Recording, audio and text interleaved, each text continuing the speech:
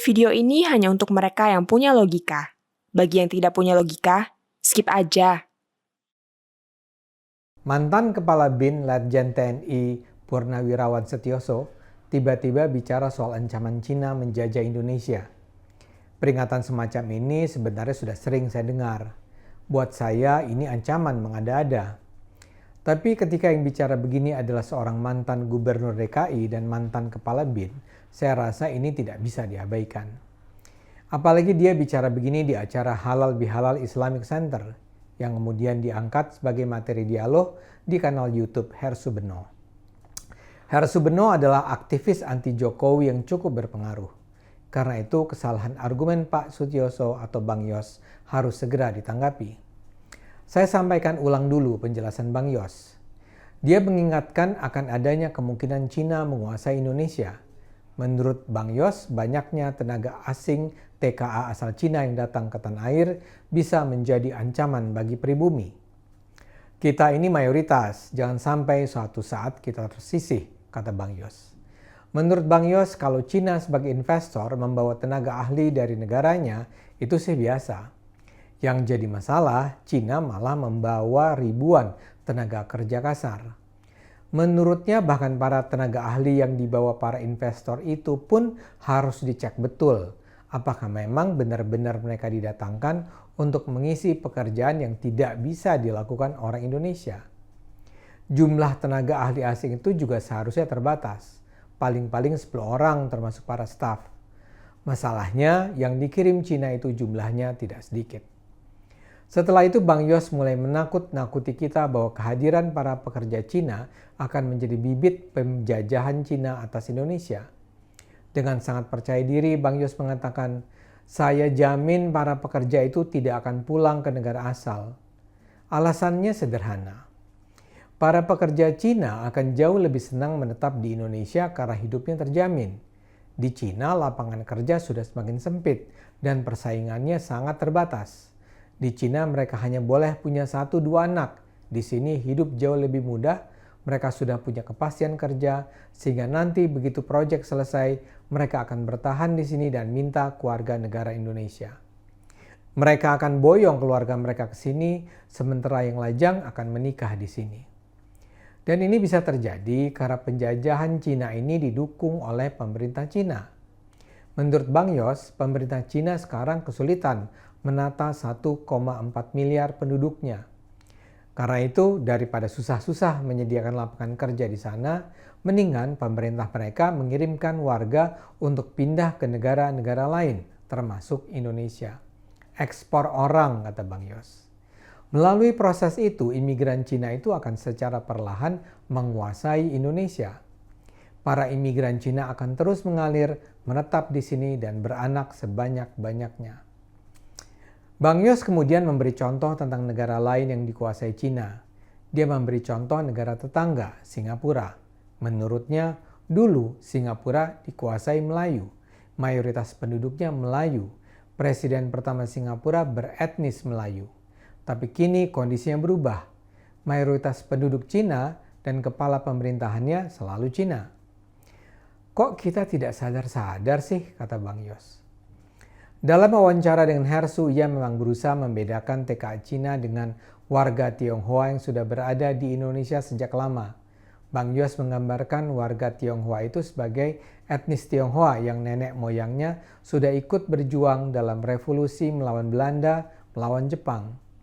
Itu sih nggak jadi masalah, karena memang sudah menyatu sebagai WNI katanya. Bahkan mereka ini adalah pejuang lewat olahraga. Mereka telah berkontribusi positif terhadap negara ini, tambahnya. Kata Bang Yos lagi, yang saya khawatirkan adalah kemungkinan para pendatang Cina akan menguasai Indonesia. Ini perlu diantisipasi, ujarnya. Pola kerja intelijen itu adalah mendeteksi dini. Karena itu sebagai intelijen, dia mendeteksi tentang kemungkinan buruk yang terjadi. Langkah berikutnya adalah cegah dini. Dia mengatakan arus TKA Cina ini perlu dihentikan. Itulah yang dikatakan Sutioso. Bagi saya, apa yang dikatakannya mengandung sejumlah persoalan mendasar, sangat mendasar. Yang paling awal adalah soal data. Dia menggunakan data keliru, misalnya soal pengalaman Singapura. Singapura sejak kelahirannya adalah negara yang memang didominasi ras Cina. Singapura sejak lama mayoritas penduduknya Cina dan Melayu selalu menjadi minoritas. Tapi mereka sangat khawatir dengan politik keseimbangan ras dan etnik. Karena itu ketika pertama berdiri tahun 1965 yang ditunjuk sebagai presiden adalah Yusuf Ishak yang adalah orang Melayu. Sementara yang menjadi Perdana Menteri adalah Lee Kuan Yew yang adalah orang Cina. Sekarang pun begitu. Presiden Singapura adalah Melayu dan Perdana Menterinya adalah Cina. Jadi argumen Bang Yos tentang Singapura sebagai negara yang semula dulu dikuasai Melayu, tapi kemudian kondisi menjadi berbalik dikuasai Cina, sama sekali tidak bisa diterima. Saat ini komposisi demografis penduduk Singapura adalah 75% Cina, 13% Melayu, 9% India, dan 3% lainnya. Persoalan kedua adalah soal apa yang disebut sebagai banjir tenaga kerja asing. Memang benar investor Cina meminta agar mereka diberi keleluasaan membawa tenaga kerja kasar dari Cina. Tapi ini bukan tanpa alasan.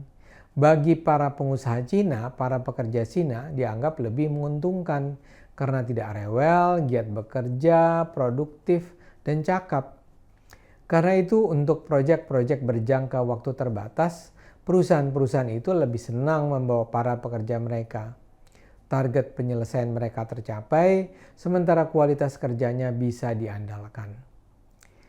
Namun yang lebih penting adalah bahwa begitu kontrak kerja selesai, ya mereka harus pulang. Mungkin ada yang sembunyi-sembunyi bertahan, namun jumlahnya sangat sedikit. Para pengusaha itu sendiri tidak akan mau ambil risiko bermain-main dengan tidak mengembalikan tenaga kerja ke Cina. Imigrasi Indonesia pun akan bertindak tegas. Tidak akan mudah bagi para imigran Cina untuk memperoleh keluarga negara Indonesia. Jadi membayangkan bahwa para pekerja yang menetap di Indonesia dengan visa kerja akan bisa bertahan dan beranak pinak dan kemudian menguasai Indonesia adalah absurd. Begitu juga tidak benar membayangkan pemerintah Cina kesulitan mengatur 1,4 miliar penduduknya sehingga harus melakukan ekspor orang. Cina itu negara kaya dengan tingkat ekonomi tertinggi di dunia. Penduduknya pun tersebar di seluruh daratan Cina. Selain itu, kalau mau bicara data, marilah kita bertanya, berapa sih jumlah tenaga kerja asing Cina sebenarnya? Kementerian Ketenagakerjaan mencatat jumlah TKA Cina di Indonesia adalah sekitar 38.000 orang. Cuma 38.000 orang. Mereka memang tercatat sebagai jumlah TKA terbesar dibandingkan negara-negara lain. Setara 42% dari total 89.000 TKA asing. Namun ya hanya segitu, tidak sampai 40.000 orang. Memang ada TKA ilegal yang tidak pasti jumlahnya berapa. Taruhlah kita naikkan jadi 100%. Ya jumlah TKA legal dan ilegal Cina adalah 80.000. 80.000. Jadi bagaimana mungkin kita bisa membayangkan mereka satu saat nanti mengalahkan jumlah penduduk Indonesia yang lebih dari 200 juta. Bang Yos tentu layak untuk mengutarakan kekhawatirannya. Tapi kalau tidak dilandasi data dan argumen yang kuat, pandangan semacam ini justru bisa berbahaya. Cina itu bukan ancaman. Cina adalah negara besar yang justru harus dimanfaatkan sebagai mitra ekonomi yang bisa memperkuat Indonesia. Ayo gunakan akal sehat, karena hanya kalau kita gunakan akal sehat, negara ini akan selamat.